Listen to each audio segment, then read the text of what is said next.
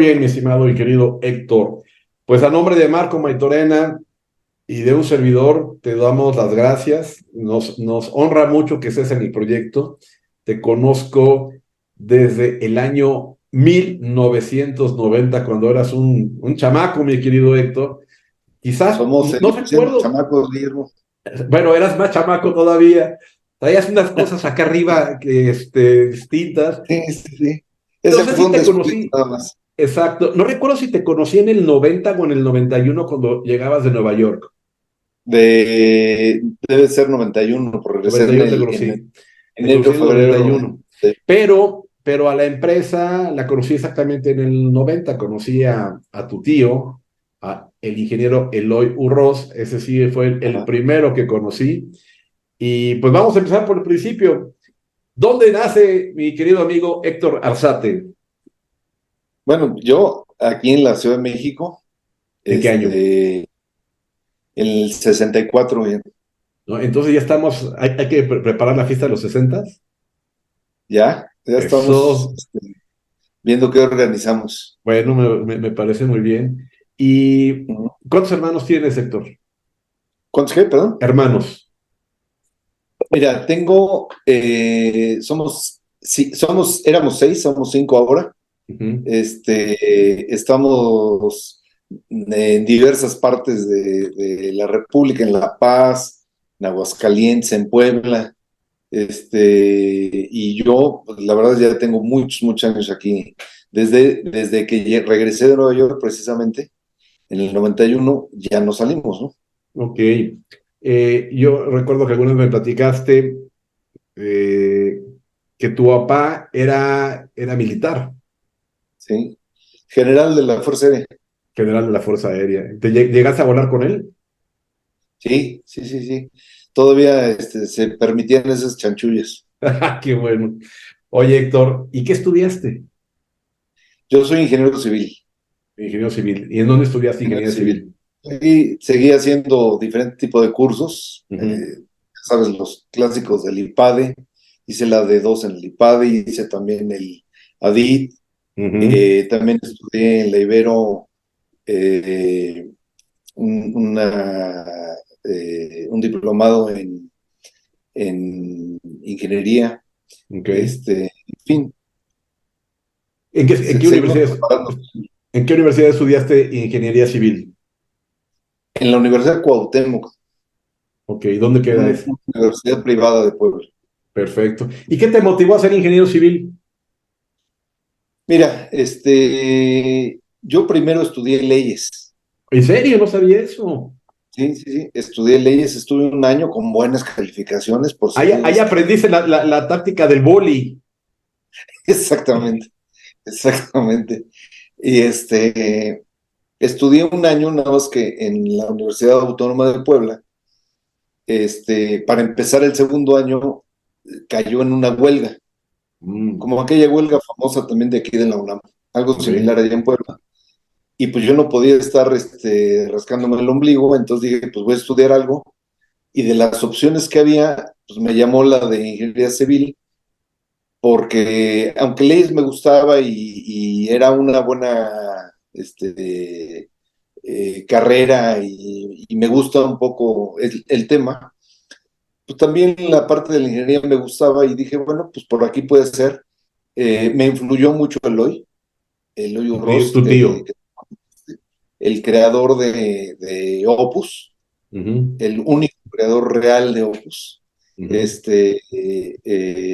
porque pues, yo la verdad es que la llevaba muy bien con el tío político, al final dejó de ser mi tío, pues se divorció de mi tía, Ok. pero, pero la verdad es que toda su vida y lo que puedo yo compartir con él son solamente buenas anécdotas, un súper maestro, un súper guía, y él fue el que me encaminó y me dijo, ponte a estudiar ingeniería civil, él era ingeniero civil, y, y ya verás cómo por aquí siempre hay oportunidades. Y entonces eso fue lo que pasó, Guillermo. Por ahí, por Perfecto. esa instancia, digamos, fue la más fuerte para que yo estudiara ingeniería civil. ¿En qué año te graduaste, Héctor? En 1986. 86. Y del 86, cómo es que eventualmente te enrolas para irte a Nueva York? Porque, bueno, quizás en ese entonces no era tan fácil encontrar oportunidades afuera, ¿no? Muy, Porque no había las ventajas tecnológicas de comunicación que tenemos ahora. muy difícil, Guillermo. Yo estaba ya, yo lo que tenía que agarrar era experiencia en el extranjero trabajando. Eso es algo que yo me había planteado desde la carrera y a través de el mismo Eloy, que había trabajado él en Nueva York, un amigo de él me dio la oportunidad de conocer a otro amigo que era vicepresidente en una empresa de mucho prestigio allá, de ingeniería sanitaria y ambiental, que se llama Hazen Sawyer. Y a través de ellos vinieron, platicamos, estuvimos ahí dialogando qué se necesitaba. Y yo, fíjate que es curioso, una anécdota ahí interesante es que en esa época las hojas de cálculo no eran, o sea, no había Excel, no No, claro que existía. no. Este, ya estaba Lotus 1, 2, 3, pero era incipiente todavía. Y entonces me dice, para contratarme, me dice, ¿manejas hojas de cálculo? Y yo, no, esa materia no me la dieron en la escuela. Y me dice, vamos a hacer una cosa, el día que sepas manejar una hoja de cálculo, platicamos y vemos cómo te contratamos. Entonces, bueno, pues me puse me metí de lleno, tomé clases especiales, con un profesor particular, amigo, que manejaba eso a un nivel de esa época. No, no te cuento que no eran ni Lotus 1, 2, 3, A y lo mejor te tocó el SuperCalc. Supercal, no, tenía un nombre que la verdad es que ya ni Había recuerdo. VisiCalc, FlashCalc, SuperCalc, Lotus. Una de esas tuvo que ser. Sí, una de esas seguramente. Y y a los 3 meses, yo ya vomitaba hojas de cálculo. Sabía todo lo que había que saberse de una hoja de cálculo. Le hablé y le dije, ya estoy listo. ¿Cuándo me voy? En esa época también me casé Ok. antes de irme, ¿En qué año te casaste? en el 91. Ok. No, perdón, en el 88. Uy, que no te oiga Blanca. Sí, sí, sí, sí, en el 88. Ok. 88.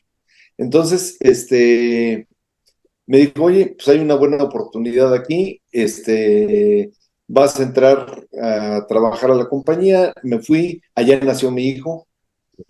tengo ¿Cuántos? Tienes dos hijos, ok. dos hijos, mi hijo mayor nació allá.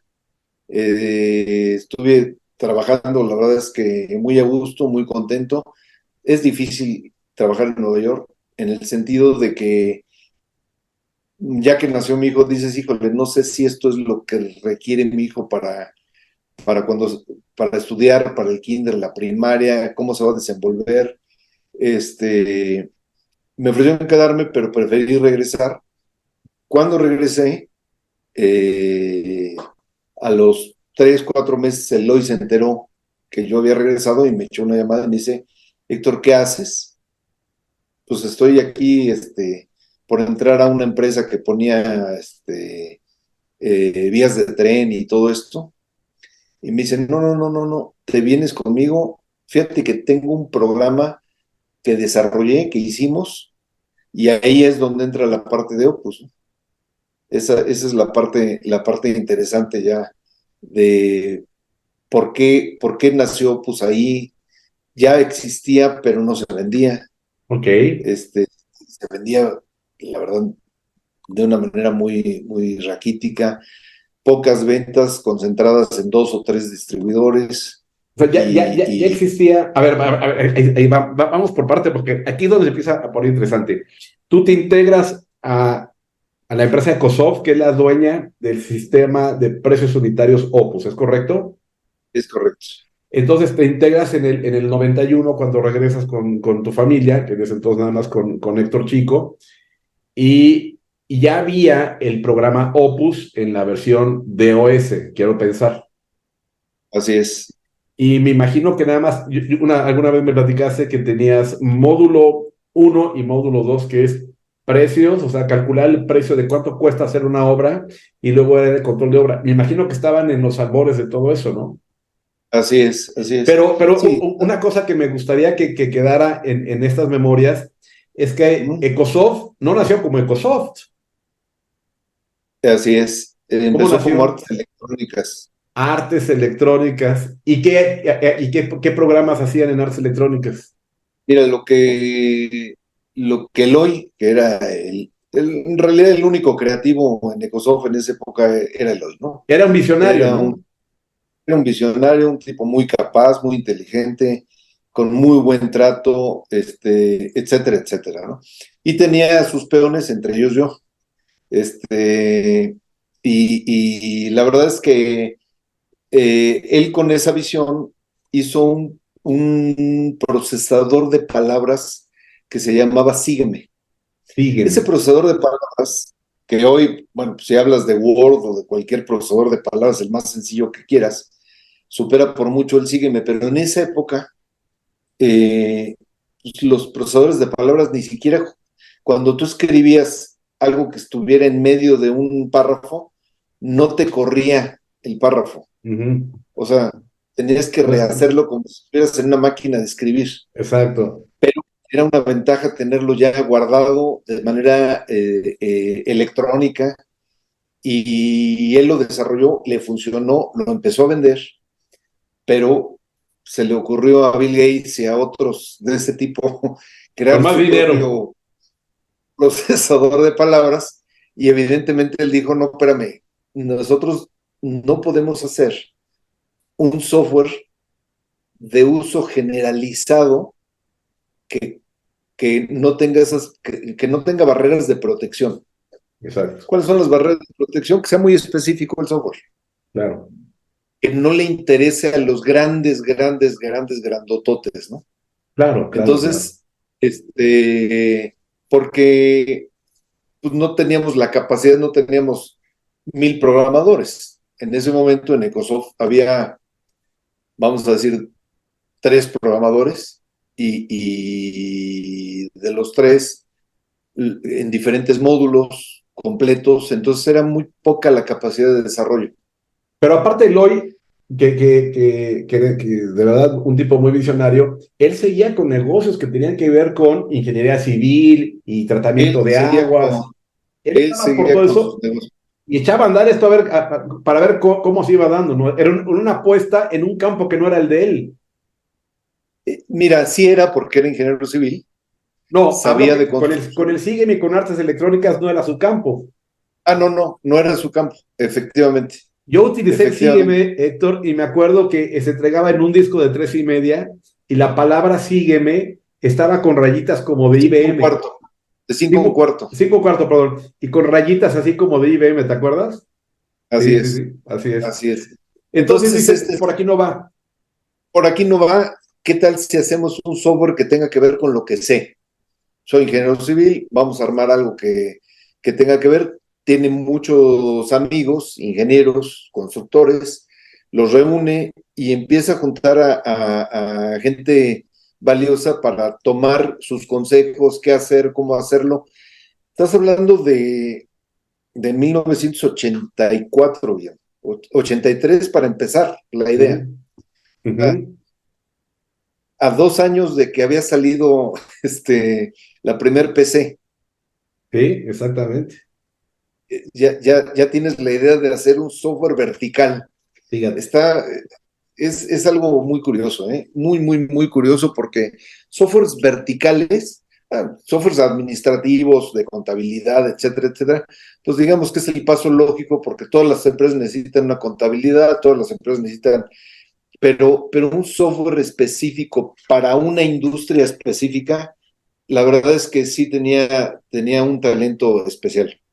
Te voy a decir una cosa, no te vas a poner como pavo real, pero eso es lo que yo creo. Gracias a los softwares administrativos que iban para casi todas las empresas, con el pilar de la contabilidad, ¿no? Y gracias bueno, desarrollados en México porque no servían los softwares de Estados Unidos ni de ningún otro lado. Simplemente una Coca-Cola costaba como 1,000 pesos. Entonces, si le sumabas 12 Coca-Cola, ya eran, y cada vez eran más cifras, cifras, cifras, cifras, y los softwares de Estados Unidos no podían contener. Eso, más a mi gusto y lo que me tocó ver como proveedor de esta industria, los softwares de la construcción, fue el boom de que se pudiera echar a andar rápidamente en la industria de cómputo, porque la construcción era el termómetro de la economía mexicana, necesitaba un software especializado, se cotiza distinto aquí el precio unitario que el precio del Estado de Estados Unidos, un software de Estados Unidos no iba a funcionar, y el hecho de que ustedes hicieran algo así empujó, a mi gusto, con esas dos aplicaciones, que tuviéramos la industria de software y de cómputo y todo que tenemos ahora. Pues sí, yo creo que va por ahí.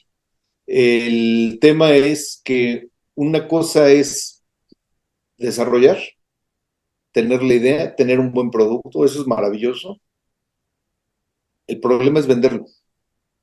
O sea, es a donde entra el meollo de todo esto, ¿sí? Eh, Esto lo hemos repetido en muchas ocasiones y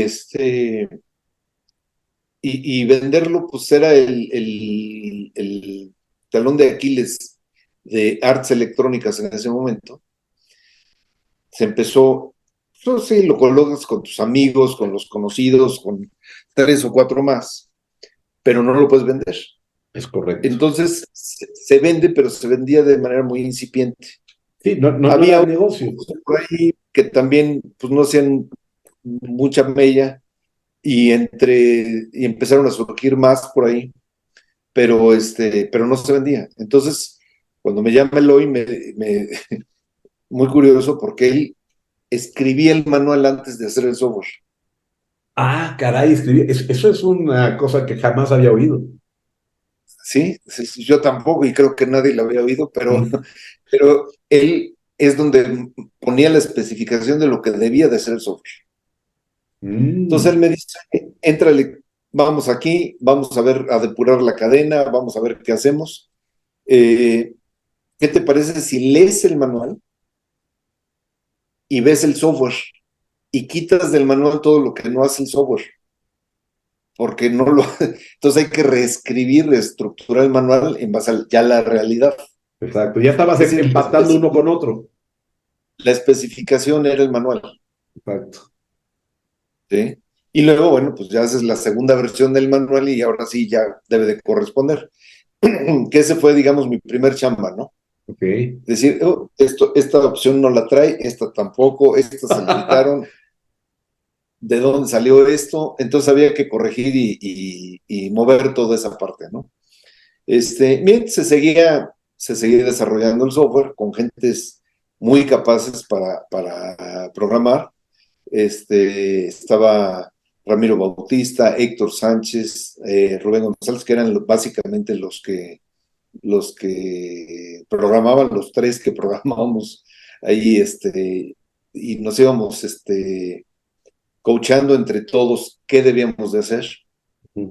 Él y yo, al ser los ingenieros, pues éramos los que poníamos un poquito el rumbo. Así es. eh, y empecé yo a apropiarme del programa, o sea, lo tomé como el Opus Man, y dije, de aquí soy, esto hay que hacerlo crecer y hablar con los distribuidores.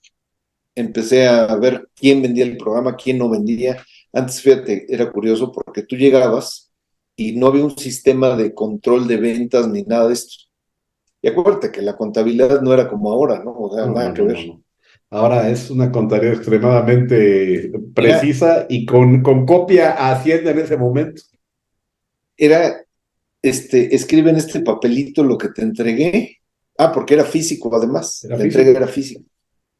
Era física y mientras más grande la caja, mejor el software. Sí, exactamente. Entre manuales más chonchos y la caja más grande como que apantallaba, ¿no? Porque así La eran lleva los mucho. que se traen de Estados Unidos. ¿Te acuerdas de D-Base? Era una cajota que parecía como de vajilla. Así es, así es. Fíjate que incluso tuvimos la estrategia, digo, ya, ya pasado el tiempo, ya se pueden contar algunas cosas. Nosotros hicimos las cajas más grandes para que se viera más grande el software. El software no tiene espacio, pues, pero Ujú. tenés que hacer las cajas grandes. Llegó un momento en el que la caja era demasiado grande y la teníamos que rellenar y la rellenamos con ropa.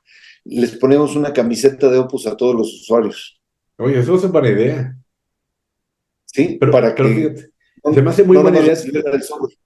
Te voy a decir por qué se me hace. Ahorita que me lo estás diciendo, se me hace una gran idea y te voy a decir por qué. Hubo un mexicano que tuvo mucho éxito con un software, pero en Estados Unidos, quizás el único, que se llamaba José Manuel Hurtado Joachín. Él hizo un software que era Easy DAC o DAC Easy, no me acuerdo el orden.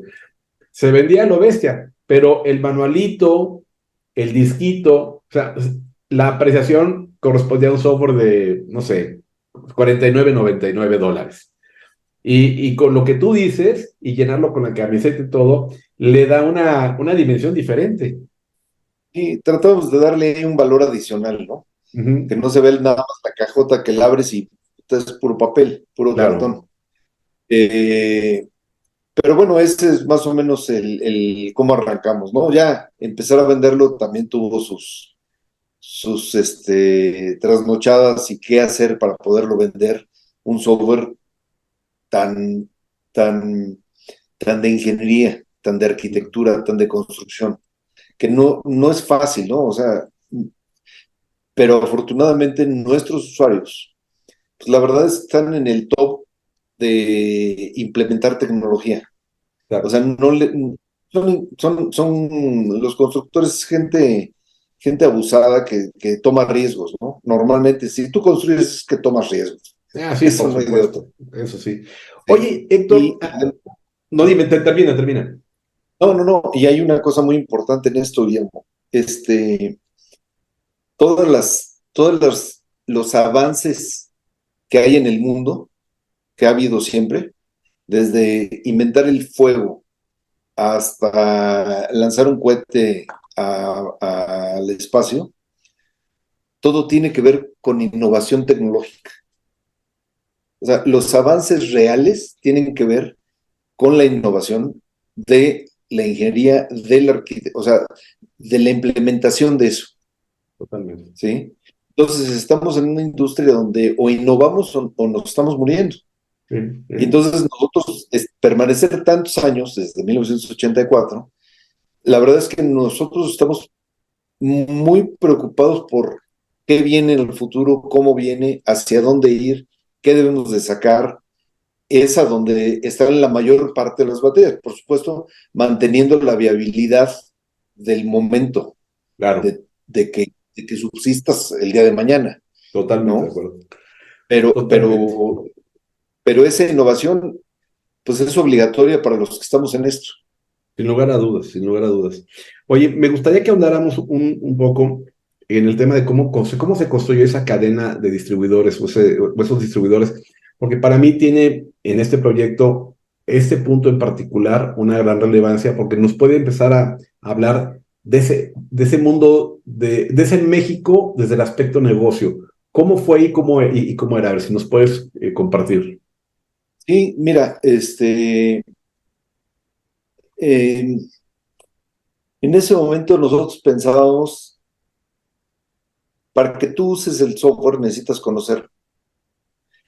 Una de las experiencias que hemos tenido a través de los años es que si tú das un software y lo dejas en versión demo, lo más seguro es que te lo van a rechazar. Ok, Porque la de, si yo te lo dejo en una versión demo, te vas a quedar hasta donde tu conocimiento de ese software llegue. Y como no lo conoces y no has sido capacitado y no le entiendes porque a primera vista puede no ser tan intuitivo para ti, pues lo vas a desechar, vas a decir, esto no sirve. No, espérame, sí sirve, pero lo que hay que hacer es capacitar. Entonces, lo que empecé ahí a manejar es empezar a viajar por toda la República capacitando y muchas veces la capacitación la daba yo gratis. Es decir, hablaba con una cámara de la construcción, algún colegio de ingenieros, de arquitectos, y decía, oye, voy para allá, voy a dar una capacitación, convoca a los que quieran conocer el programa, porque nadie lo conocía, y es un programa para hacer presupuestos, y esa es la parte importante, ¿no? Vamos a hacer presupuestos, vamos a ver cómo se arma un presupuesto. Entonces eran clases de análisis de precios unitarios, de cómo armar un indirecto, de cómo hacer una integración de cualquier concepto de obra y empezarles a dar clases a todos de cómo eso que se hacía en papel lo podíamos pasar en una computadora. Esa fue como que ¿Y la primera transformación digital, ¿no? cuál era la diferencia entre tenerlo en papel y tenerlo aquí? Y es cuando empiezan, hoy nos suena lógico, nos suena, Es lo es normal, obvio, lo es obvio. lo normal, que si guardo un contacto, pues lo guardo en mi agendita del teléfono y se acabó. Pero antes era nuestra agendita de papel, Es donde correcto. teníamos el contacto y encuentra el contacto o sea, era otro mundo, Guillermo, en el que arrancamos nosotros con todo esto. Así es. Y hacer la, ahora sí que la evangelización para que todo mundo empezara a predicar de este lado, pues no era una tarea sencilla. Yo llegaba a lugares a donde era francamente cuestionado por, por, por el cambio que esto generaba en su momento. Ujú. Había muchas barreras de entrada para que pudiéramos funcionar. Pero poco a poco la gente pues no quedaba de otra, era hacia dónde íbamos a ir. Antes, Opus, déjame a lo mejor aquí para que quede en el registro, Opus es un sistema para hacer presupuestación principalmente. Claro, ¿Qué es una presupuestación? Pues es saber cuánto va a costar algo. exacto. Te doy un dato muy sencillo. ¿Qué pasaba antes que no había computadores? ¿Cómo se hacía un presupuesto? Se hacían a mano y no se hacían completos. Es decir, ¿por qué no se hacían completos? Porque era imposible hacerlos completos. Te hubieras tardado muchísimo tiempo tratando de armar un presupuesto completo de la Torre Latinoamericana, por ejemplo. Sí. Entonces, ¿cómo hicieron la Torre Latinoamericana? Oye, vamos a aplicar aquí la ley de Pareto, ¿no?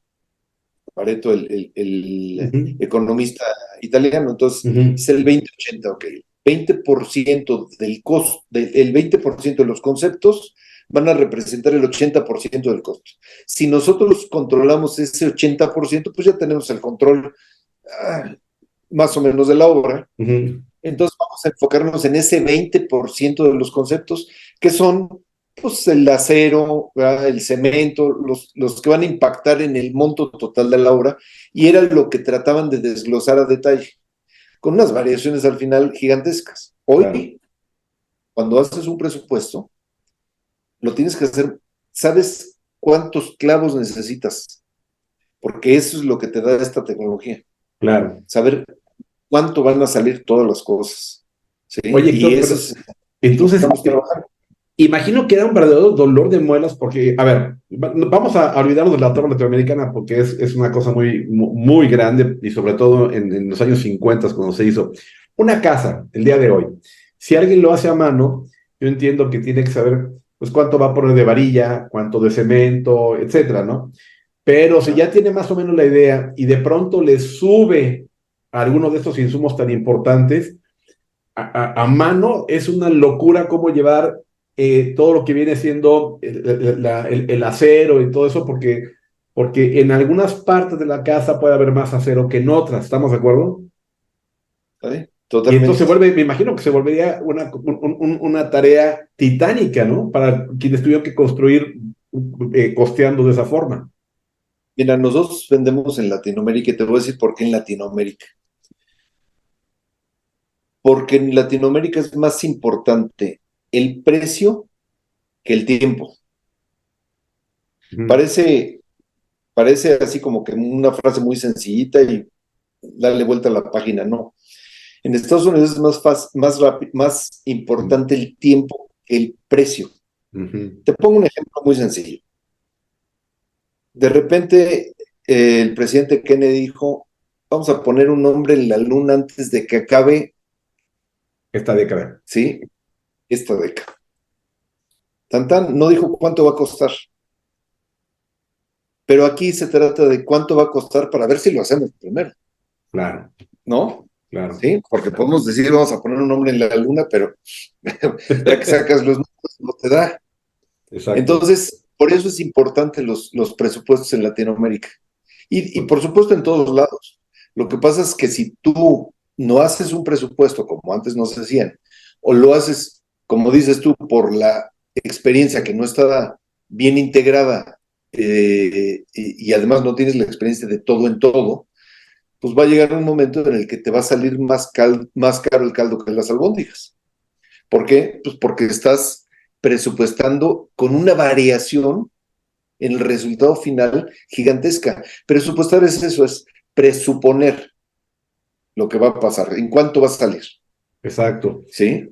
Oye, regresando al tema de cuando empezabas a evangelizar, ¿de las evangelizaciones salían tus distribuidores? Sí, muchos de ellos. Muchos de ellos, Muchos de pues, ellos eran usuarios que levantaban la mano y decían, oye, el software ya lo usé, me gustó y creo que hay una oportunidad de que también yo pueda aquí hacerlo, ¿no? ujú. No había internet, eso es importante mencionar, no había celulares, estaban incipientes todavía ahí los ladrillos, Exactamente. este, pero ya las peces pues ya empezaban, ya eran carísimas, pero Sí, ya empezaban a funcionar. Entonces, ¿sabes qué? Pues vamos a empezar con el software.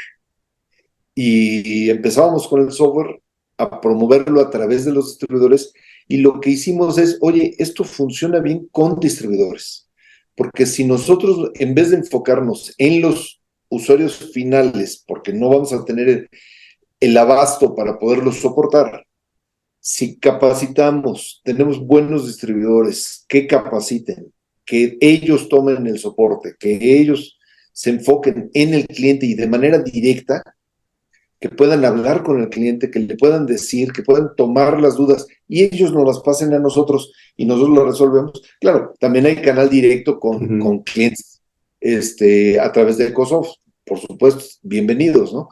Pero hacerlo de manera masiva, la única forma es a través de distribuidores. Entonces lo que hicimos es, bueno, vamos a tomar distribuidores, vamos a capacitarlos y empezamos a hacer giras promocionales por todos lados y de repente, oye, ¿por qué no empezamos fuera de México? Que suena bonito, a ti te tocó también. Hoy está muy fácil, tomas el WhatsApp y echas una llamadita a Argentina, no pasa nada. O así como estamos. Exactamente, pero el problema es que antes echabas una llamadita y tenías que sacar de la caja fuerte para pagar la llamada, porque Exacto. eran carísimas las llamadas. Sí, sí, sí. Y empezamos a viajar a diferentes partes, Guillermo, y afortunadamente pues, ya tenemos una cadena muy consolidada, muy buena, que conoce, que sabe de qué estamos hablando. Estamos en 14 países. Todo esto ha ido evolucionando, ¿no? Son los siguientes pasos que estamos dando. Oye, entonces, a ver, te integras en el 91, empiezan a hacer todo esto. Estaba en DOS, porque al igual que muchos otros desarrolladores, ustedes tuvieron el fantasma de Windows, que de pronto hubo que pasar de la versión DOS a la versión Windows, ¿no? Que fue un parteaguas, Déjame, me imagino, que en la programación, en la capacitación y todo, porque quizás lo que ya tenían dominado de este lado acá como que empezó a toser, ¿no? ¿En qué año estuvo, cambiaron a Windows, te acuerdas? sí, estuvo bastante complicado y déjame comentar ahí la parte de la visión que tenía Eloy en ese momento, que él seguía siendo el director general de la empresa y el único que realmente le sabía y conocía de qué se trataba todo esto. Él, te lo voy a decir así tal cual, fue la primera vez que yo vi ventanas en un sistema de software, ¿sí? O sea, él en DOS dijo, la forma de hacer esto es a través de ventanas. Luego ya salió Windows y la primera versión de Windows en ventanas, pero, pero antes no existía eso. Y eso nosotros lo implementamos en Opus y salían las ventanas y en las ventanas podías trabajar y compartir información, etcétera. Eso suena lógico y natural en DOS. Eso, eso no, Sí, no, no. apagar una ventana y que lo de atrás no se corrompiera, era todo un tema, ¿no? Era un tema. Y luego empezamos mucho. A mí me gusta mucho la parte visual, la parte de la interfaz gráfica de usuario. O sea, Ujú. ¿qué recibe el usuario? Porque al final de cuentas es en lo que te debes de enfocar. ¿Qué Claro, recibe el usuario? Si es fácil, es complicado. Mientras más fácil, más usuarios. Y mientras más avanza la tecnología, más fácil para el usuario debe de ser, porque si debería no de ser. estamos en contra de la tecnología. Sí, es correcto. Entonces, era irnos a lo básico, a lo que el usuario sintiera que no había que moverle mucho. Pero llegó un momento en el que dijimos, ok, vamos a hacer un cambio.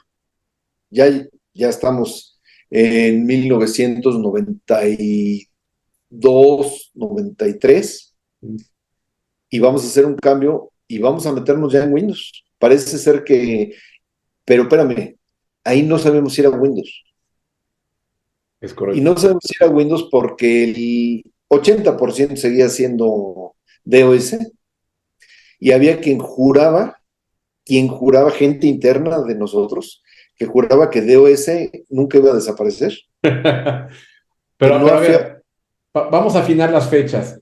Si tú llegaste de allá, de 91, Nueva York, arrancando el 91, en el 91 y tenías DOS en el que serían los 95, 96, ¿qué pasaste a 93, 93? 93 empezamos ya ¿Tan a pensar rápido? en 93, 94, sí, sí, porque ya empezaba todo esto a dar un giro ahí, Guillermo.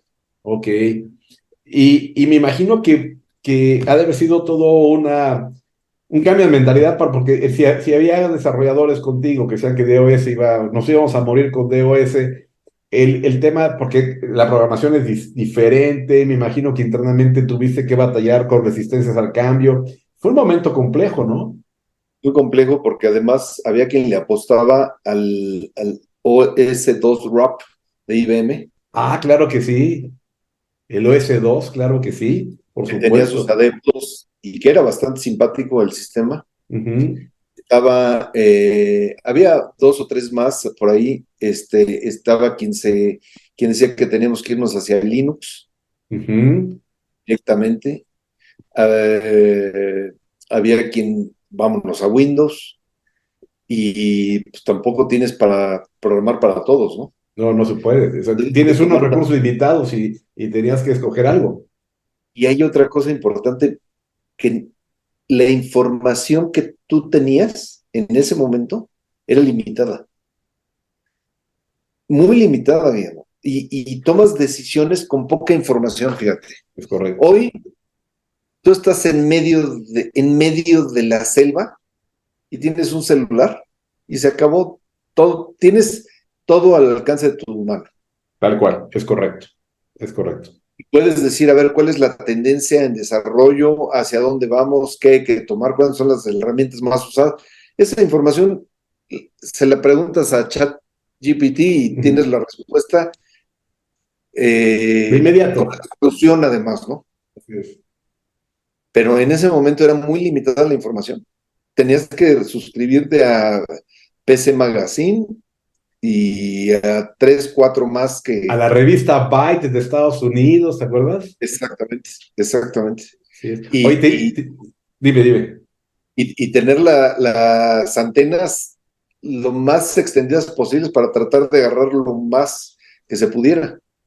Sí, por Sí. supuesto. Oye, ¿te Y hoy imaginas era tener una mentalidad como una visión como la de Eloy, viendo, ¿te imaginas cuál sería la cara de Eloy si ahorita le enseñaras en chat GPT?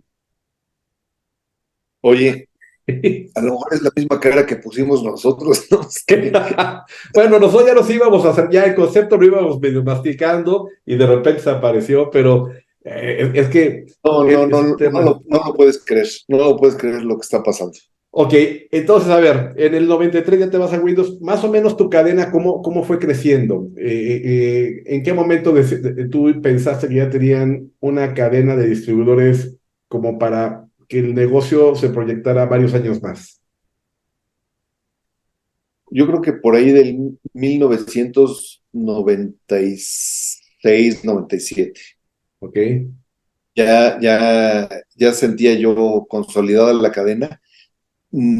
Pocas ventas en algunas partes fuera de México. ujú, La verdad es que yo ya me inquietaba mucho vender fuera de México, ok, además de México, y además de no nada más vender en la Ciudad de México, es correcto. este, que era lo que se enfocaban muchos, era, pues, todo está en México, vamos a vender en la Ciudad de México. No, yo lo que trataba era de expandirme lo más posible, tratar de agarrar Tijuana, tratar de agarrar Cancún, tratar de agarrar Tampico, tratar de agarrar ahora sí que todos los estados. Y Claro. conozco todos los estados de México, gracias ahora sí que al programa y a estarlo promocionando por todos lados. ¿No? Hiciste tours como los de tu querido presidente, que ibas por todos lados con tu Opus.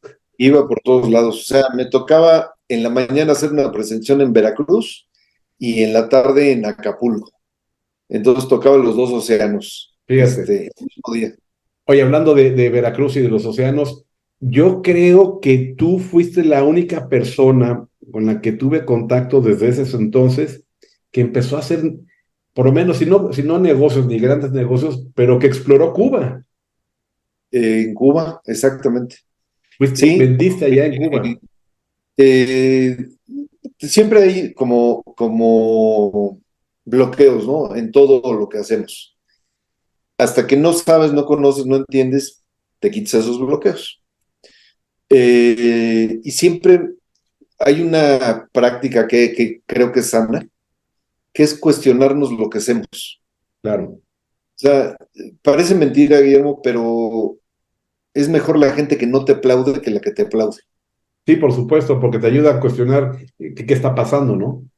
Los que te aplauden, pues tú solo te puedes aplaudir en el espejo, Sí, por supuesto.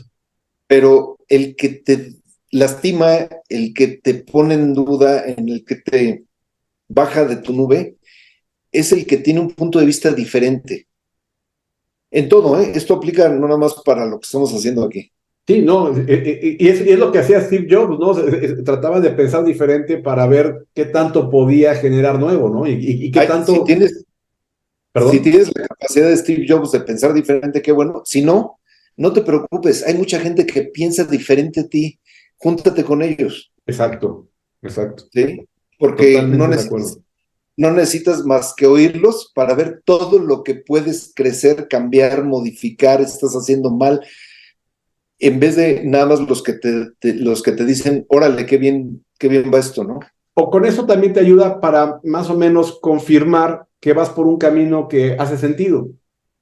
Si siempre va a haber quien tiene un punto de vista que te va a desequilibrar, eso me queda Eso claro, sí, ¿no? eso sí, eso sí. El tema de Cuba es que precisamente, oye, a ver, espérame, en Cuba, ¿cómo funcionan las cosas?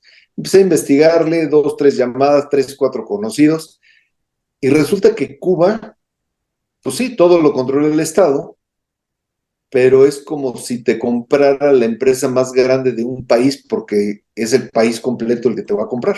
Claro. Entonces empecé a tener dos, tres contactos. Oye, pues vente, vamos, pum, voy para allá. Entiendo más o menos cómo funcionan las cosas.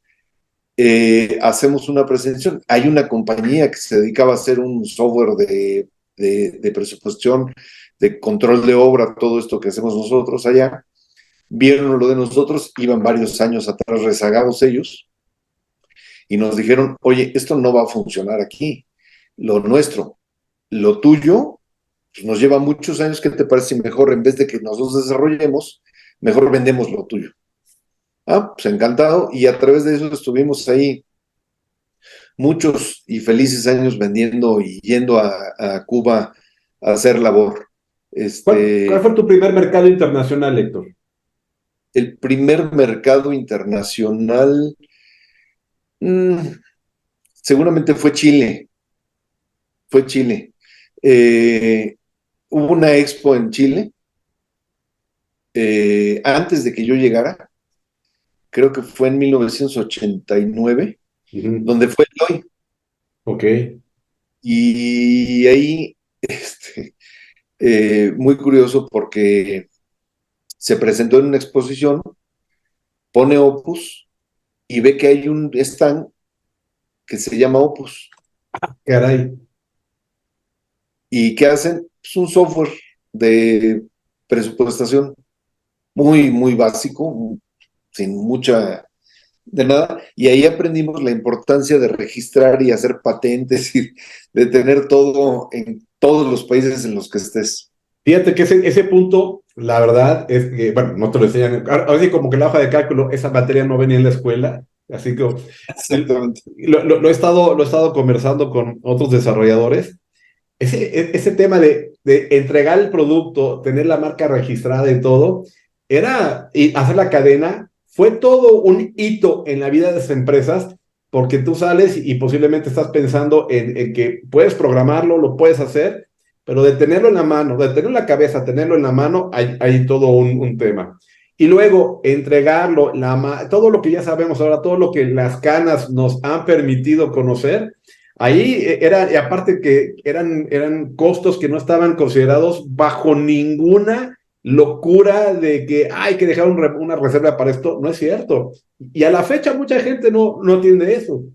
No, no entiende eso. Fíjate que no sé de dónde sacaron el dato en el INPI, que ya no existe, Ujú. eh, pero era INPI o cómo se llamaba. El INPI, Instituto Mexicano de la Propiedad Industrial. No, pero era una donde nos juntábamos todos los que desarrollábamos. ANIPCO, Asociación Nacional de la Industria de Programas de Cómputo. Exactamente. No sé Ujú. de dónde sacaron un dato en ese momento. Yo estoy seguro que es mucho más, pero vamos a ponerlo como ellos lo pintaron. Ellos decían que te costaba 1 peso desarrollar el software y 3 pesos venderlo, ¿sí? Entonces, desarrollar, pues sí, qué bueno, ahí está tu software. ¿Cuánto software no se ha desarrollado ya? Uf, no, pues pero muchísimo. Hay mucho software guardado por ahí en las computadoras que no salió al mercado o que salió un Exacto. ratito. Y venderlo es la parte complicada. O sea, estamos en una industria donde el que vende es el que gana. No Es hay, correcto. no hay Estoy totalmente de acuerdo. Oye, entonces, a ver, ya fuiste a Chile y dijiste, "Uf, aquí". Y bueno, ¿qué pasó con ese Opus de Chile? tuvimos que comprarles el nombre. ¿En serio? Bueno, qué Tuvimos que interesante comprarles. porque eso también te ayuda a hacer tu primer negociación de algo que no imaginaste que tenías que llegar a hacer en algún momento. Exactamente. Qué, qué, Exactamente. qué bien. Bueno, Tuvimos que comprar el nombre. y de pronto ya empiezas a hacer una cadena en la que tienes mucha fortaleza en la Ciudad de México, con distribuidores, me imagino que varios en la Ciudad de México por el tamaño y lo importante que representa la Ciudad de México para esta industria. Y ya en las ciudades Déjame, más, Guadalajara, Monterrey. Ujú. dame un segundo.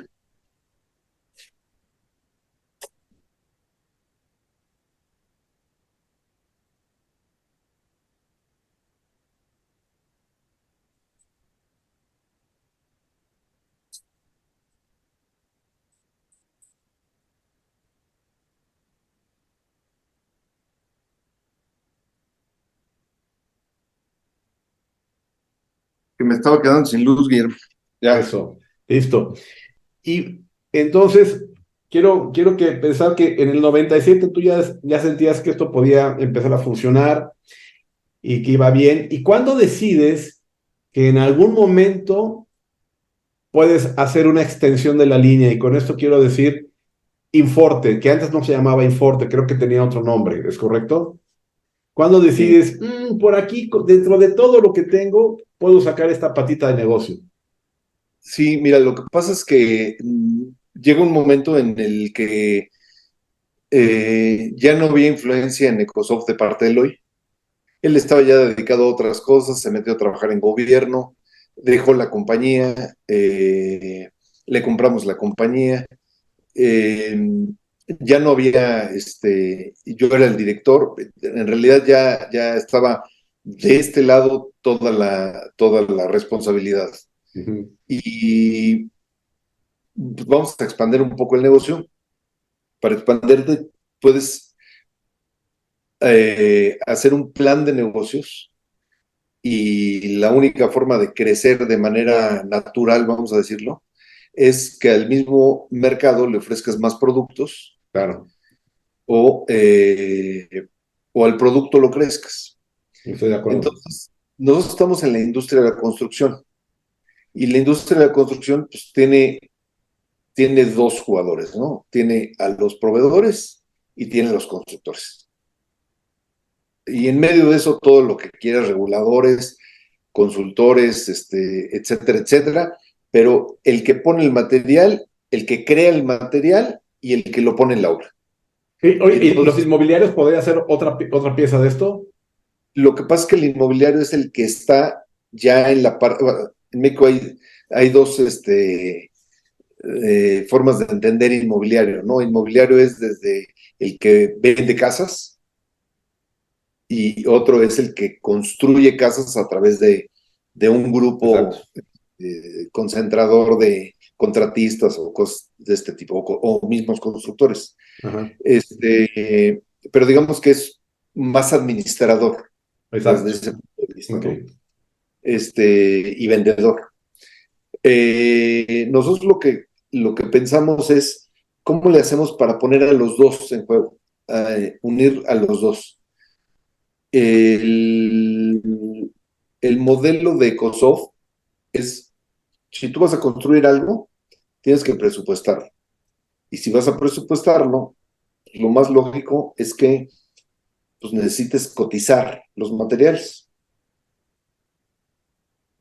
¿A quién se lo vas a cotizar? Pues a un proveedor. ¿Y el proveedor qué información necesita? La que tú estás generando. O sea, tú haces un presupuesto, el proveedor necesita saber quién está haciendo presupuestos para construir qué y poderle vender sus materiales. Ujú. Eso no hay, o sea, es muy sencillo, ¿no? Uno más uno dan dos.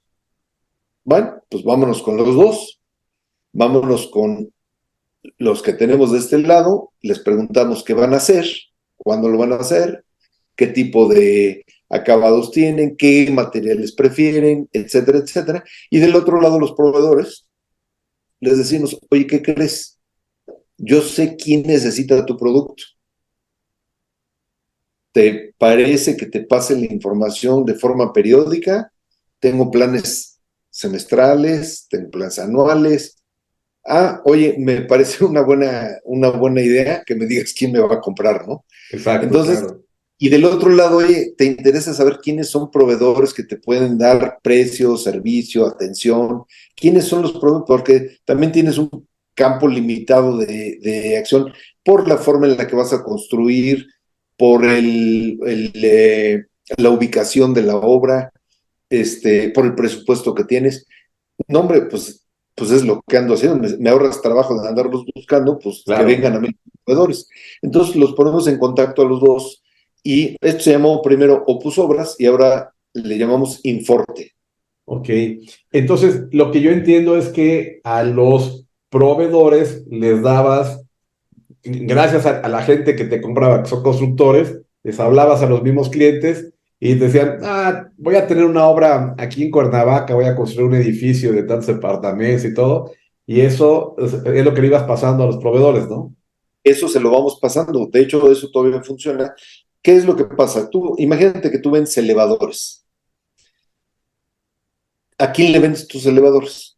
Si te subes a la azotea de tu casa y te pones a ver qué edificios son de más de 4 pisos para poderles vender el elevador, pues te vas, te asomas y ese edificio de 4 pisos ya tiene al proveedor porque ya tiene 4 pisos. Ujú.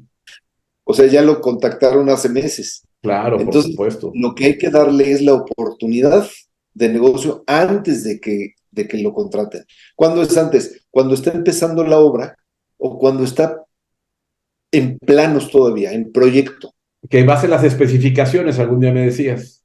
Vas a caer en las especificaciones del proyecto y si te sabes vender, esa ya es tu labor, sabes vender tu producto, pues vas a llegar y pues, listo, yo te doy los datos del que te puede comprar tu producto. Es una maravilla porque si tú vendes un elevador, digamos, Otis, y es de tal, el carro es de tal, o la caja de tales, evidentemente, características, lo metes a la especificación y a lo mejor el competidor ya no puede llegar, aunque tenga muy buen precio, porque ya se diseñó la obra con esas especificaciones, ¿no?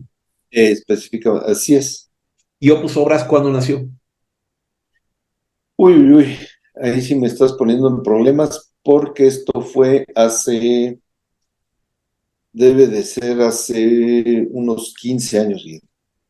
Wow, entonces estamos hablando como del 98. Sí, por ahí. Ok. O sea, la década el final de los 90 fue muy activo para tu empresa porque ya empezaste a tener una cadena de distribución sólida. Ya lo de Cuba, más o menos, ¿en qué año fue? Por ahí también. 97. O sea, entre 97 y 98 le empezaste a dar la vuelta a lo que se conoció inicialmente de Ecosoft. Así es. O Ya sea, nos quitamos la camisa de fuerza, los paradigmas de que solamente podíamos vender Opus, crecimos Opus, le pusimos más módulos, tratamos de que los clientes estuvieran más satisfechos, de que ampliáramos los clientes, de saber quién es el principal usuario que provoca la inercia de la compra. Puede ser una dependencia, puede ser una compañía grande, puede ser una universidad. Empezamos a tocar todos los puntos importantes para que se empezara a comercializar y metimos más productos. En esto no creas que es nada más de que todo salió bien. Empezamos a experimentar con softwares, diferentes softwares, para ver cuál era el que se acomodaba, porque en una construcción hay un proceso y ese proceso todavía no lo completábamos. Acuérdate que Opus empezó con precios unitarios, ujú, luego empieza con programación, luego con control de obra, y luego, oye, espérame, ¿qué hay antes de que empiece el presupuesto? Pues hay planos, ujú, y esos planos hay que ver cómo se hacen. Pues hoy se hacen en AutoCAD o ujú. en un... Sí, en ese momento cómo se hacían, quién los hacía y cómo podemos unir ese sistema a nuestro programa. Estoy de Y eso acuerdo. lo vamos a desarrollar también. Oye, a ver, aquí me salen dos cosas que las voy a decir ahorita y las exploramos porque no quiero que se me pasen. Una es gobiernos, o sea, que las empresas que licitaran dijeran, entrégame en Lotus, en Opus, eso lo quiero, lo pongo aquí. El error de diciembre, ¿qué pasó en Ecosoft cuando vino el famoso error de diciembre? ¿Cómo fue el El, 95? el error de diciembre nos metió en problemas a todos. Ujú. Nos metió en problemas a todos porque eh, no sabías lo que iba a pasar. Era como cuando arrancó el COVID, Exacto, ¿no? O sea, exacto, no sabes qué va a pasar. Se ve muy malo, pero no sabes bien cómo está la cosa. exacto. Entonces, de un momento a otro, lo que hacemos nosotros cuando se viene una crisis es tratar de mantener los empleos, Ah, tratar de contener la sangre, ¿no? exacto. Eh, eh, ¿Qué hicimos? Hay una cosa que pasa en la economía del software. Fíjate que, por lo menos la experiencia que nosotros hemos tenido a través de todos estos años, es que hay momentos de comprar y hay momentos de capacitarte. O sea, cuando no estás trabajando como constructor, el constructor va a ser constructor. O sea, no se va a poner a vender paletas.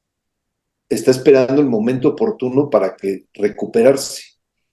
Mientras lo invierte en capacitarse, en conocer más el programa. Y siguen comprando Ok, y siguen capacitándose. Entonces, aunque hay vacas flacas, digamos que la vaca nunca se muere, porque siempre hay una necesidad que cubrir. es correcto. Así, así sea una época de crisis. Y fíjate que lo que dices de que los empleos y parar la sangre, lo citas muy bien, Yo recuerdo que cuando les visitaba en esos entonces, bueno, alguna parte del personal laboraba medio tiempo para que no se perdiera el puesto de trabajo. O sea, era un tema de que de esa manera todos nos ayudamos. Y así operaron por algunos meses en Así, lo que esto así empezó a agarrar. estuvimos varios meses porque, a ver, las ventas te van, siguen, pero no al mismo ritmo, y tú debes de tomar medidas, y las medidas normalmente son demasiado dolorosas, que es, pues, corre a todo el mundo, Ujú. que se queden dos o tres, y pues, no pasa nada, cuando esto se recupere volvemos. Total, tú eres software y tú vas a vender. O sea, ¿para qué te preparas para mañana si a lo mejor mañana no amaneces? Estoy de Entonces, acuerdo. no, no, no, espérame. Aquí hay un futuro, vamos a seguir preparando el futuro, y para eso necesitamos seguir programando y necesitamos seguir innovando y seguir investigando y seguir dando soporte y seguir con la inercia que tiene el programa, no al mismo ritmo, pero el maratón lo vamos a acabar. Entonces, como lo vamos a acabar, ¿sabes qué?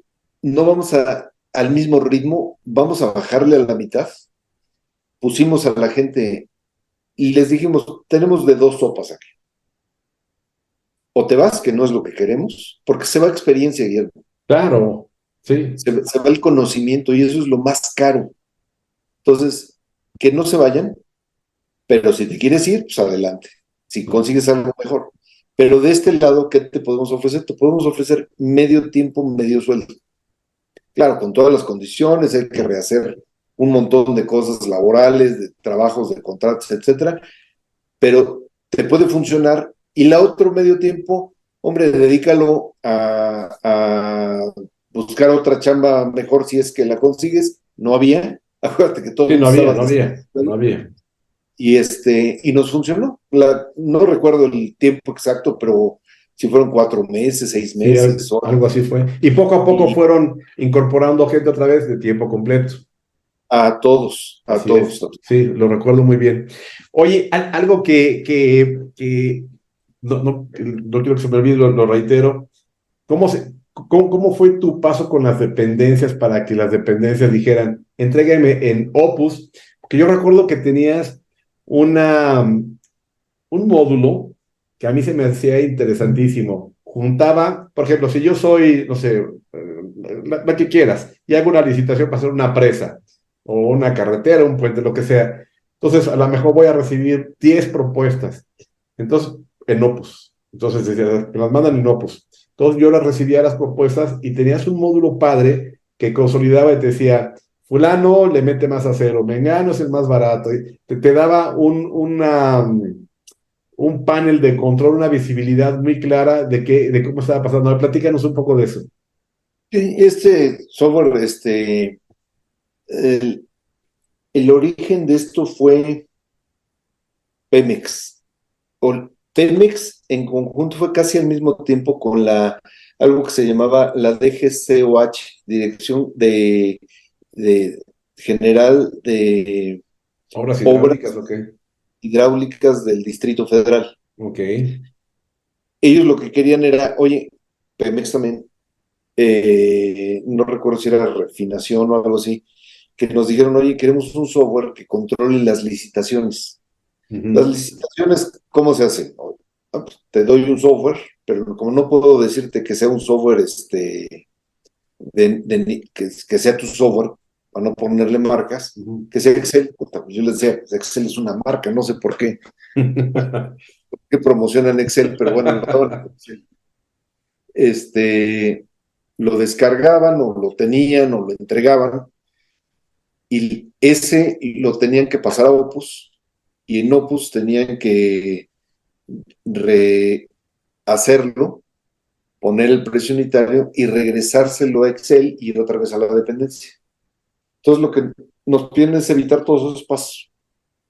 Oye, quiero un software que haga, donde yo lleno mi presupuesto en Opus, se lo dé a los usuarios llenen su precio unitario, me lo regresen, y a la hora que me lo regresen, hacer la comparativa de todos los usuarios y saber aplicar diferentes criterios y filtros para poder saber a quién se le va a dar el concurso. Entonces, eso, el evaluador de propuestas se llama, lo Evaluador de hicimos, propuestas. Uh-huh. lo hicimos para ellos, y luego lo refinamos y lo volvimos a refinar y lo volvimos a refinar, y hoy se usa en muchísimas dependencias, incluso en constructoras grandes que tienen la necesidad de licitar lo que están haciendo. Ese fue un hitazo, ¿no? Porque les hacías todo el trabajo. Les haces todo el trabajo. Sí. Y Era, así era es. muy bueno. Oye, también contigo conocí una cuestión bien padre de las matrices paramétricas. Se me hacía maravilloso el hecho de que tú podías hacer un modelo de una casa y decías, el baño, o sea, era como unos legos, yo así me lo imaginé en el cerebro, el baño tiene todo esto, la habitación principal tiene todo esto, todo eso me refiero a que este piso, esta pintura, esta pared, bla, bla, bla. Y luego ya quedaban esa información como en una matriz. Y cuando empezabas a juntar la cámara principal, baño principal, bla, bla, bla, bla, juntabas esos legos y podías darle dimensiones, que esta de 4x4 o 5x6, lo que sea, y con esas piezas generas un presupuesto basado en esas premisas, pero de inmediato, ¿no? Sí, fíjate, cuando tú haces, vamos a poner una columna. La columna la diseña un arquitecto o un ingeniero y dice de tal tamaño por tal tamaño con ciertas características. Uh-huh. Esas características son únicas. O sea, no hay otro edificio que las tenga, porque ese es el criterio que le dio el diseño estructural. Uh-huh. Ok, perfecto. Ahora hay que calcularla bien y hacer el análisis del precio unitario de cuánto sale el metro lineal de esta columna o cómo le hacemos, ¿no? Entonces lo que hicimos es un sistema que ahora le llamamos Opus Genio, Opus Genio, okay. que lo que haces es, sin saber de análisis de precio unitario, sin saber, es la parte importante, tú le pones la especificación, columna, de tanto por tanto, con estribos de tanto, y le das a aceptar. Y el programa te genera todo, te hace la descripción, te arma el concepto completo, algo así como habernos adelantado 10 años a la inteligencia artificial. Era como tu chat GPT, ahora le puedes poner Opus GPT casi, casi, ¿no? Exactamente, Ok, exactamente. eso era maravilloso. Eso me gustó mucho. Y otra cosa que se me hizo bien interesante y que pensé que lo ibas a decir cuando estabas explicando lo de si el tiempo o el costo, es cuando me compartiste el concepto del método de valor ganado, que creo que eras la única aplicación de ese tipo que lo llegó a tener, ¿no? O al menos o el primero que lo tuvo. Fíjate que esa es una de las ventajas de, por ejemplo, haber vendido esto fue un concepto muy interesante en Chile, Ujú. porque nos dijeron, si no tienes el método del valor ganado, no puedes vender aquí, porque es obligatorio Fíjate. llevarlo. Una serie de empresas nos comentaron eso allá, y entonces nosotros, a ver, espérame, en el momento que nos comentan es, ¿qué es eso, ¿Qué es no? eso?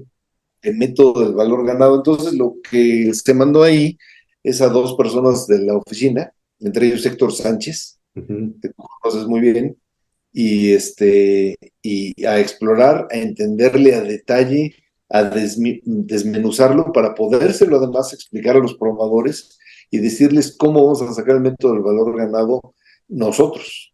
Y lo hemos ido depurando con el tiempo y la verdad es que es un método increíble de cómo llevar las cosas, porque es muy sencillo, nada más para que se entienda el concepto. Imagínate que tú estás en la construcción, tiene miles de conceptos, trabajadores, recursos, dinero bailando de un lado a otro, el tiempo que te está comiendo. Si tú como director de la obra o encargado del proyecto, y esto aplica para cualquier proyecto, Es correcto. quieres Correcto. tener la información importante en el momento justo, la única es que puedas responder tres cosas. cómo vamos en el tiempo, cómo vamos en el costo, y de seguir así, cómo vamos a acabar. Exacto. Porque si tú vas y le preguntas al responsable de lo que sea, estamos enfocados a la construcción, pero lo puedes aplicar al proyecto que quieras. Oye, dime una cosa, ¿cómo vamos? ¿Sabes qué te contesta la mayoría? Bien. Ahí la llevamos. Bien, ahí va, ahí va. Bien, ¿Qué bien es es bien? ¿Qué demasiado es bien? optimista, ¿no? Ajá. Ahí la Sí. llevamos ya como que algo está fallando. Exacto, sí, sí. Y creo que si terminamos a tiempo, eso es seguro que no terminas. Es correcto. Entonces, pero si tú tienes el dato exacto, es bien con respecto a qué. Es claro, exactamente. ¿Con respecto a qué? Con respecto al año pasado, al presupuesto, El al programa. programa de obra que hicimos, en contabilidades con respecto a la utilidad del año pasado, esta utilidad cómo va, o sea, te lo puedes aplicar a todo. Sí. Y me acuerdo que cuando me lo explicaste, es cómo vamos, cómo deberíamos de ir y cómo vamos a terminar si seguimos como vamos. Y cuando ya le entendí bien, me dijiste, si hacemos el estadio para inaugurar el próximo mundial, con este método garantizamos que el estadio se inaugura el día 1 de junio del 2024, listo, porque eso nos va, si nos vamos acercando a la fecha y faltan cosas, ahí el precio no es un tema, o sea, hay que meter dobles, triples turnos, más personal, no sé, pero si eso lo aplicas en casas de interés social y nos podemos desfasar 1 o 2 meses mientras nos pasemos en el tiempo, pero tenemos que tener la referencia, ¿no? El método lo que te dice es en el momento, o sea, tú puedes hacer el método del valor ganado en el día uno, en el Claro, día, y si hay desviación, en ese momento lo estás detectando. Y exacto. si le estás detectando, entonces la estás corrigiendo. O sea, ya Totalmente de tienes acuerdo. dónde está fallando, por qué está fallando, pues vamos a corregirlo. Pero no te esperas a que casi acabe para ver si lo corregimos porque ya nos salimos, ¿no? Es La correcto. clásica de que puta, ahora sí vamos a tener que desvelarnos porque esto no salió. Es La tarea. correcto. Oye, Héctor, ya para irnos acercando hacia el final y agradeciendo mucho tu tiempo y disponibilidad, cuando regresas al pasado, ¿qué crees que haya sido de los mayores desafíos en un país como era? Porque el México de ahora, bueno, el México de ahora parece el México de antes, ¿no? Pero el México desde antes, al 2018 era muy distinto al México del 98, ¿no? El mundo de los negocios. ¿Qué crees que haya sido lo más difícil para ustedes? Híjole, yo creo que no hay un solo factor que haga las cosas o difíciles o fáciles. Ujú. Porque si lo limitas a un factor, desprecias el resto y eso es injusto para el resto que estuvo difícil, ¿no? Ok. De las Entonces, cosas más complejas, ¿cuáles fueron? mira, el,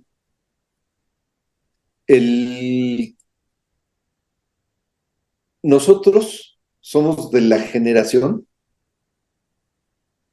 que hizo el cambio total, o sea, de caballos a coches. Así Ya es. cómo evoluciona el coche a través de ciento y pico de años ya es otra cosa. Ujú. Pero ese cambio de bájate del caballo y súbete al coche le daba miedo a todo el mundo. Había mucha resistencia. Así es. La resistencia al cambio tecnológico es el principal factor al que tuvimos que vencer. Ok. Hoy suena muy sencillo, Guillermo, decir súbete en el coche, Es lo natural. porque pues, no pasa nada, hombre, no voy a Ujú. subir al caballo, ¿no? Sí, claro. Pero en su momento tú estabas acostumbrado a tu caballo. ¿Por qué voy a cambiar si me va tan bien con mi caballo? ¿Qué, qué no hace mi caballo que haga esta cosa? Esta cosa va lento, no le entiendo, se me complica, me deja medio camino y no hay forma de darle una patada porque no responde. Ese tema lo tuvimos que vencer y se Ujú. venció poco a poco, pedacito a pedacito, conquistando, enamorando, haciendo que ceda a la tecnología al cliente, que vieran los beneficios, ¿no? Que hoy son naturales, que se ven, hombre, pues está re fácil, te estás quedando sin gasolina, voy a cargar, pero en su Claro. momento no era tan fácil, se te echaba a perder el 5, un cuarto, que era como empezamos, luego Ujú. el 3:30, se te echaba a perder y envíalo, ¿cómo lo envías, no? Hoy tienes 500 formas de descargarlo pero en ese momento no, eran días que tenían que pasar para que esto funcionara. Sí, lo recuerdo tal cual como tú. Oye, Héctor, hubieras, si otra vez regresamos la mirada hacia atrás, ¿hubieras cambiado algunas decisiones? ¿Hubieras hecho algunas cosas diferentes?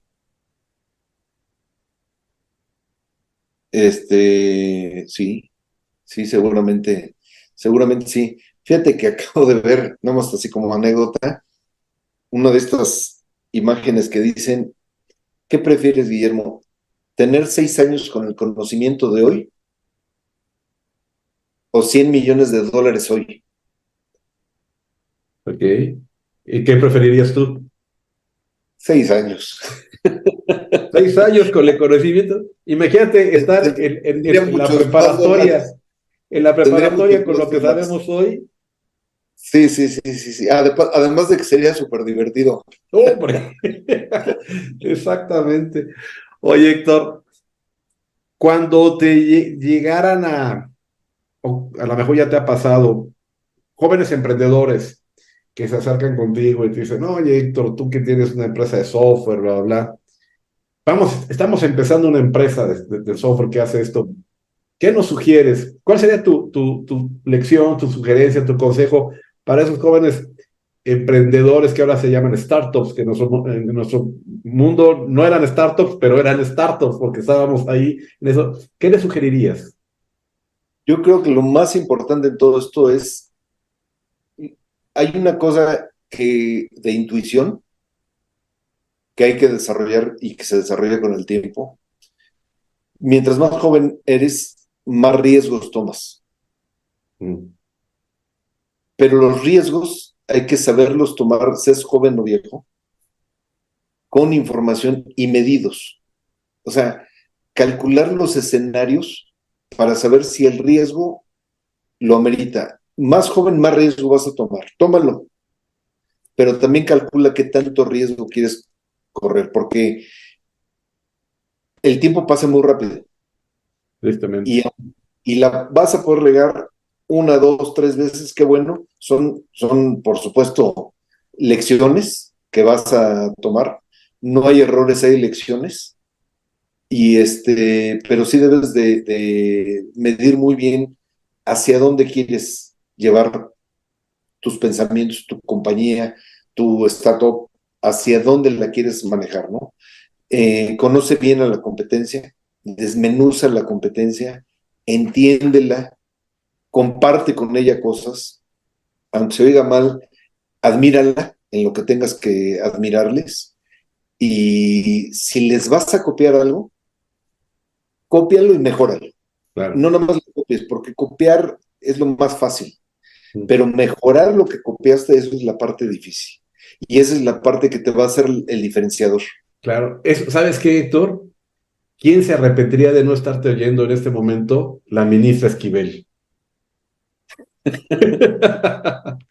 Muy bien. Oye, para terminar, algunos o algún libro que digas, este libro no debe de estar fuera de tu alcance, ¿cuál sería? 7 hábitos de la gente altamente efectiva. De Stephen Covey. Ah, mira, Exactamente. aquí tengo a Stephen Covey, acá, con el autógrafo y todo. Ah, mira. Ahí está. Juega. ¿Qué es la comida que más le gusta al ingeniero Héctor Arzate Canán? Pescado empanizado. El pescado empanizado. Wow. ¿Algún personaje de la historia que admires? ¿O algún personaje? Hay gente que dice mi papá o... Aunque, oye, tiene que ser histórico, No, algún porque si no personaje. es Elon Musk. Elon Musk. Bueno, Elon Musk ya pertenece a la historia con letras doradas, ¿no? Todos pertenecemos a la historia, pero él ya dejó no, todavía vive. Oye, los de la NASA nunca lo van a olvidar. Es un sudafricano que le dio la vuelta a la NASA, imagínate. Qué, Exactamente. qué bueno. ¿Cuál es tu pasatiempo más que más disfrutas?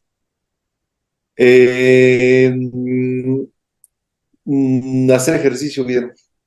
Tú eres fanático de los maratones y triatlones y todo eso, ¿no? Triatlón, de todo. Lástima Tenis, que nunca te pude meter al golf, caray.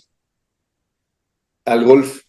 No, bueno, Lástima que nunca te convencí. lo intentamos, sí me gusta, pero le falta un poco de acción al golf.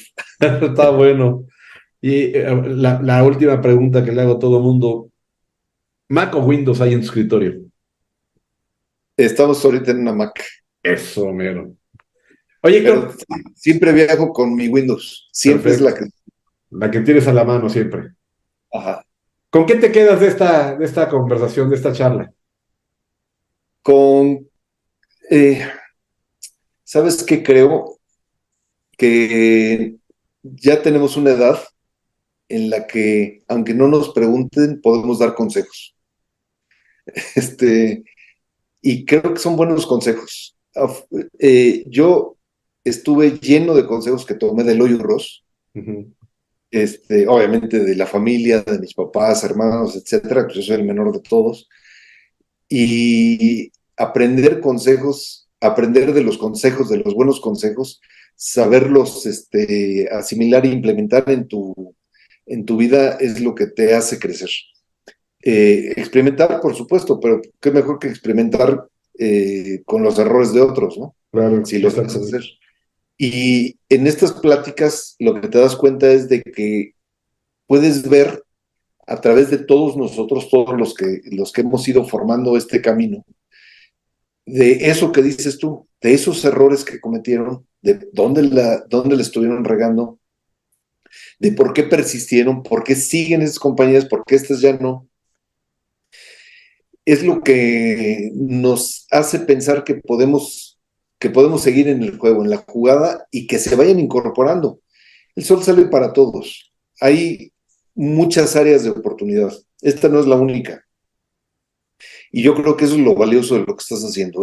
La verdad, ahí te felicito por rescatar esto. Ojalá lo vea la gente no nada más de nuestra edad, sino los chavos que tengan paciencia, que hoy es la parte medular de todo esto, la falta de paciencia que tienen por tratar de tener satisfactores rápidos, pero esto no es rápido. Nosotros estamos desde el 84 picando piedra Es correcto. y solo así se puede, con paciencia, con perseverancia, con resistencia, y hay que aguantar este tipo de pláticas, son las que te dejan un poquito de conocimiento al final, ¿no? Yo voy con mucho interés leer a todos los que estás entrevistando porque creo que vamos a aprender todos, no son estas pláticas tipo TED que Exactamente. pueden ayudar mucho. Exacto. Muy bien. Y aparte, ¿sabes qué? Con un, como dice Stephen Covey, con un fin en mente, ¿no? Con un fin en Exactamente. mente. Un Bueno, objetivo. para quitar la grabación y ya despedirme fuera de la grabación, a nombre de Marco Maitorena y el mío, de verdad, estamos muy agradecidos de que tú participes en ese proyecto, del tiempo que nos brindas, de todo lo que nos compartes, y esperemos que el resultado final sea de tu agrado, que lo disfrutes, y seguramente nos veremos cuando estemos todos juntos y les entreguemos este libro a todos ustedes. Oye, pues muchas gracias a los dos. La verdad, un honor estar aquí. Muy agradecido de veras. Listo, voy a quitar la grabación y me despido de ti.